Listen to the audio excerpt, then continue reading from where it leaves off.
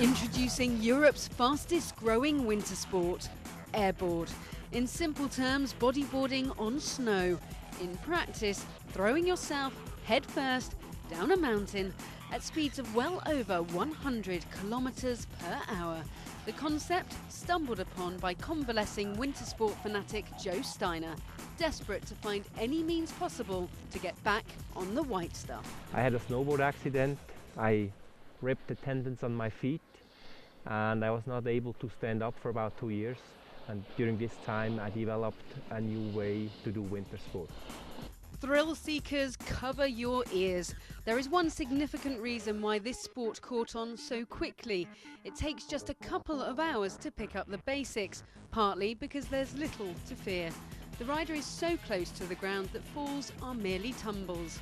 Well, that's the theory. Joe, I've learnt to ski, I've learnt to snowboard, and if I was having my first lesson on top of a mountain like now, I'd get down with broken legs. Are you sure I can go down this on my first lesson? Yeah, no problem, it's totally cool. I'll quickly show you how to do it. You get down on the board, head first. If you want to go to the right, you turn the body to the right and put your weight here. To go left, you just do this, the opposite way. To go straight, you're like this. If you want to stop, put your weight off and turn the board, and then it will, see, it will not glide. So it's as easy as that. Okay, you go first. Me first? Yeah, you go first.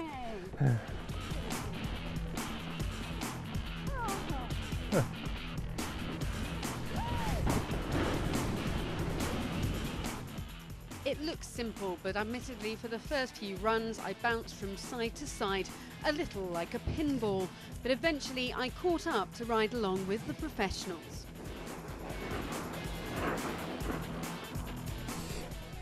Like snowboarding, airboard had its skeptics, but now world-class resorts like Davos here in Switzerland are backing the rise of this sport. Let's go, guys! We just started this winter season and I'm very, very pleased because we had no problems at all, and people who tried it, they enjoyed it and they get fanatic. I have even somebody in my office who doesn't do any sports at all. He was one day out there and he loves it now. Airboarding is now welcome at 65 resorts in 20 countries, and the sport even has its own competitive race circuit with varying classes including speed, mass start freestyle and border cross.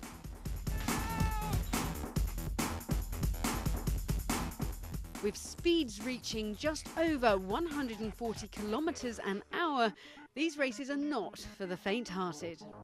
Aaron, the winner of this speed category. His talents won't go to waste at the end of the weekend because he's one of a growing number of full-time airboard instructors. It's for me as a teacher also very cool because I don't have these long days, just slide a bit the hill down, and so like skier or snowboard teachers, because when I tell them 10 minutes a bit what they have to do, so I have the rest from the day also my fun because they want to go after, and that makes also fun too. Yeah, they want to have fun too. That makes it much better for me as a teacher. Yeah. Leading border cross rider Nikki has just returned from Japan, where the sport is also gaining in popularity. There he met one group of riders fearlessly experimenting with new techniques in the snowpark. There are tons of crazy guys out there which I met, and they were like trying the tricks we did. They were the first time on the airboard, but they kind of tried to do screws and all that. Then they didn't stand anything, but they're just kamikaze, and they're really good bunch of people, and I think it will hit Japan hard. Jessie had an early advantage over her rivals. She's Joe Steiner's daughter and was one of only 2 people to experience the earliest and most basic airboard prototype. Well, I was a really little girl when my father started developing them, and I used to lay on his back and hold on to his shoulders, and I always wanted to go faster and faster. Clearly her father's daughter, But she is not the only one easily hooked. While we were on the mountain, we were approached by a number of curious onlookers who wanted to jump on board. These two riders hired their boards just hours earlier and were suddenly getting expert tuition from the sport's top competitors. Joe, however, is still coming to terms with the fact that complete strangers are enjoying the sport he brought to the slopes. Quite incredible, you know. Sometimes it enters my mind and I question, why me? Why did I do it? It's really something, you know, especially if I'm around a lot of people and in this area and I see all these people doing it, having fun. It's making me very proud.